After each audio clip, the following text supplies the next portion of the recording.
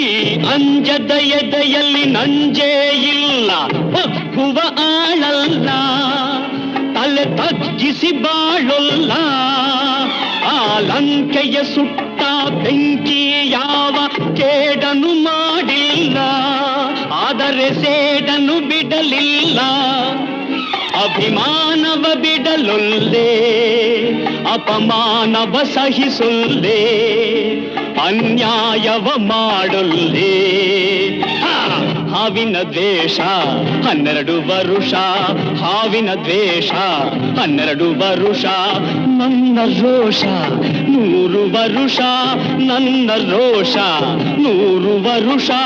ಹಾವಿನ ದ್ವೇಷ 12 ವರುಷ.